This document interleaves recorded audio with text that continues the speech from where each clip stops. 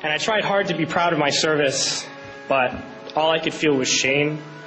And racism could no longer mask the reality of the occupation. These were people. These were human beings. I've since been plagued by guilt anytime I see an elderly man, like the one who couldn't walk, who he rolled onto a stretcher and told the Iraqi police to take him away. I feel guilt anytime I see a mother with her children, like the one who cried hysterically and screamed that we are worse than Saddam as we forced her from her home. I feel guilt anytime I see a young girl, like the one I grabbed by the arm and dragged into the street. We were told we were fighting terrorists. The real terrorist was me, and the real terrorism is this occupation. Racism within the military has long been an important tool to justify the destruction and occupation of another country. It has long been used to justify the killing, subjugation, and torture of another people. Racism is a vital weapon employed by this government. It is a more important weapon than a rifle, a tank, a bomber, or a battleship. It is more destructive than an artillery shell, or a bunker buster, or a Tomahawk missile. While those weapons are created and owned by this government, they are harmless without people willing to use them. Those who send us to war do not have to pull a trigger or lob a mortar round. They do not have to fight the war, they merely have to sell the war. They need a public who is willing to send their soldiers into harm's way. They need soldiers who are willing to kill and be killed without question. They can spend millions on a single bomb, but that bomb only becomes a weapon when the ranks in the military are willing to follow orders to use it. They can send every last soldier anywhere on earth, but there will only be a war if soldiers are willing to fight.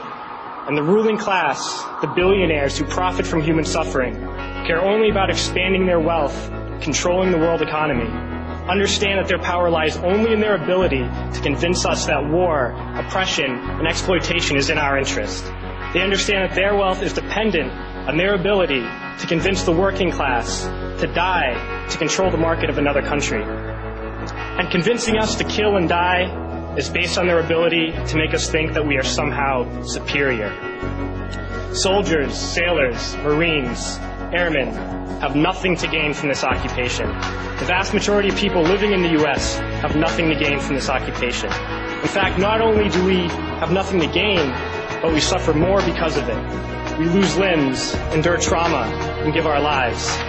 Our families have to watch flag-draped coffins lowered into the earth.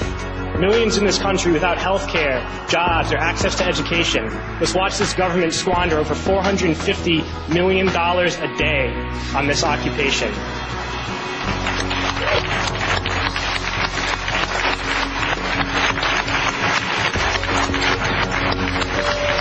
Poor and working people in this country are sent to kill poor and working people in another country to make the rich richer. And without racism, soldiers would realize that they have more in common with the Iraqi people than they do with the billionaires who send us to war.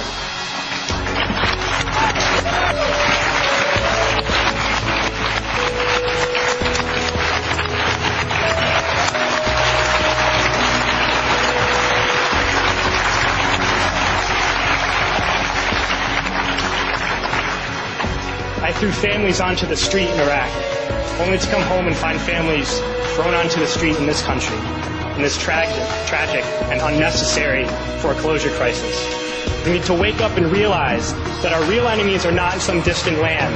They're not people whose names we don't know and cultures we don't understand. The enemy is people we know very well and people we can identify.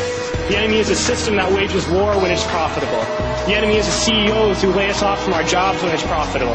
It's the insurance companies who deny us health care when it's profitable. It's the banks who take away our homes when it's profitable. Our enemy is not 5,000 miles away. They are right here at home. If we organize and fight with our sisters and brothers, we can stop this war, we can stop this government, and we can create a better world.